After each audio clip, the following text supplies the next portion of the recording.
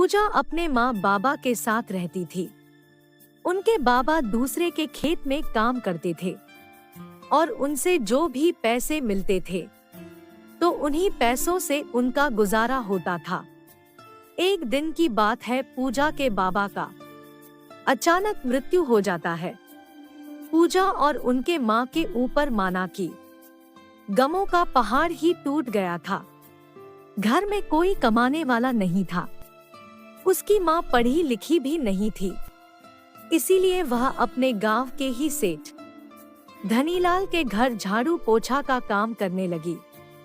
ऐसे ही दिन बीत रहे थे। फिर एक दिन अचानक पूजा की माँ की तबीयत खराब हो जाती है और उनके घर में खाने के भी लाले पड़ गए। माँ की तबीयत खराब है, इसलिए वह काम पर नहीं जा पाती। अगर मैं भी इस तरह हाथ पर हाथ रख कर बैठी रही, फिर तो हम दोनों माँ बेटी भूखे ही मर जाएंगे।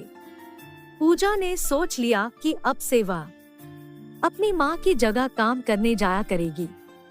आप अपना ख्याल रखना, आप जहाँ काम करती है, आज से वहाँ पर मैं काम करने जाऊंगी और काम करके मुझे जितने भी पैसे मिलेंगे मैं आपके लिए कुछ खाने के लिए सामान और दवाइयाँ भी ले आऊंगी। बेटी तू तो अभी बहुत छोटी है, वहाँ कैसे काम करेगी, और तेरा स्कूल भी तो है, अभी तेरी पढ़ाई की उम्र है। उसकी चिंता मत करो, मैं सीधा काम खत्म करके स्कूल चली जाऊंगी। इतना कहकर जहाँ उसकी माँ काम करती थी वहाँ चली जाती है। वहाँ जाने के बाद पूजा से उसकी मालकिन कहती है, तुम कौन हो और यहाँ क्या कर रही हो? जी मैं पूजा हूँ, पहले मेरी माँ आपके यहाँ काम करने आती थी, आज से यहाँ पर मैं काम करूँगी। अच्छा ठीक है, अच्छा किया जो तुम आ गई। जरा सुनो, अच्छा से काम करना और मुझे साफ सफाई बहुत ही अच्छी लगती है। उसकी मालकिन यह कह ही रही थी, तभी वहाँ पर उसकी बेटी काजल आ जाती है और काजल पूजा के ही क्लास में पढ़ती थी। और काजल बोलती है, माँ यह लड़की यहाँ क्या कर रही है?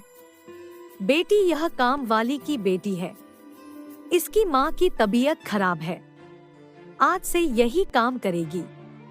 काजल तुम इसको जा बहुत डांट खाते हैं, यह दिन भर पढ़ती ही रहती है। काजल इस लड़की से कुछ सीखो, काम के साथ साथ मेहनती भी है।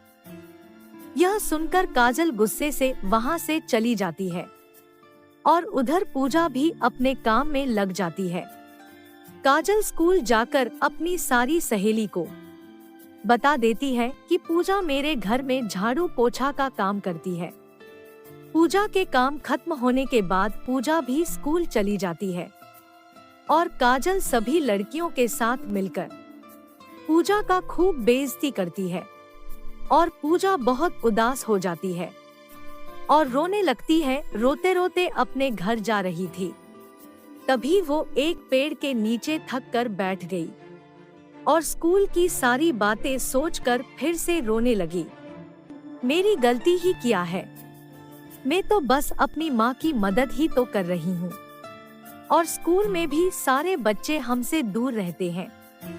पूजा ये बोल ही रही थी, तभी वहाँ पे एक परी प्रकट हो जाती है। क्या हुआ पूजा, मैं कब से देख रही हूँ, तुम रोए जा रही हो, क्या बात है? आप कौन है और आपको मेरा नाम कैसे पता है? मैं खुशी परी हूँ, मैं इस पेड़ पर आराम कर रही थी। तुम्हें ऐसे उदास देखकर मुझसे रहा नहीं गया। बताओ तुम्हें क्या परेशानी है, मैं तुम्हारी मदद करना चाहती हूँ। फिर पूजा परी को अपनी सर बातें बता देती है। अच्छा तुम चिंता मत करो पूजा, मैं तुम्हारी मदद करूँगी, तुम बस मुझसे वादा करो, तुम आज के बाद तुम कभी नहीं रोएगी। फिर परी अपनी जादुई सितारा छड़ी से वहाँ पर एक बहुत सुंदर जादुई फ्रॉक प्रकट करती है। पूजा ये प्यारा सा फ्रॉक तुम्हारे लिए है, और हाँ ये कोई साधारण फ्रॉक नहीं, बल्कि है ये एक जादुई फ्रॉक है। इस फ्रॉक को पहनते ही तुम दुनिया की सबसे खूबसूरत लड़की बन जाओगी। इसके बाद हर कोई तुम्हारी तारीफ करने पर मजबूर हो जाएगी। और हाँ, तुम जादुई फ्रॉक से जो भी मांगोगे वह तुम्हें तुरंत मिल जाएगा।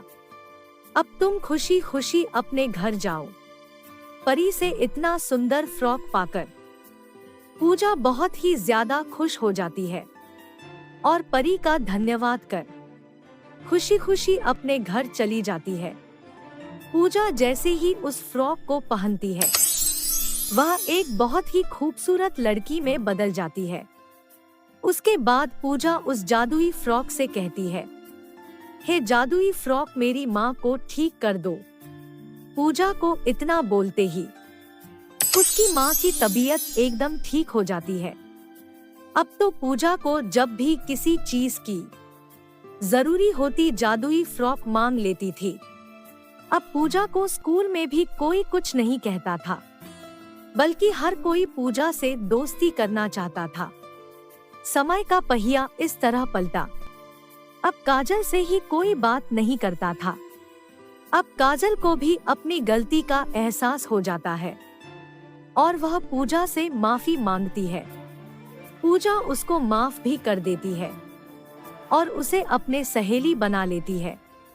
तो मेरे प्यारे दोस्तों, हमें भी किसी का मजाक नहीं उड़ाना चाहिए और सभी से मिलजुल कर रहना चाहिए। तो प्यारे दोस्तों, कैसी लगी आपको यह हमारी कहानी? मुझे कमेंट करके जरूर बताएं और चैनल को सब्सक्राइब जरूर कर दें।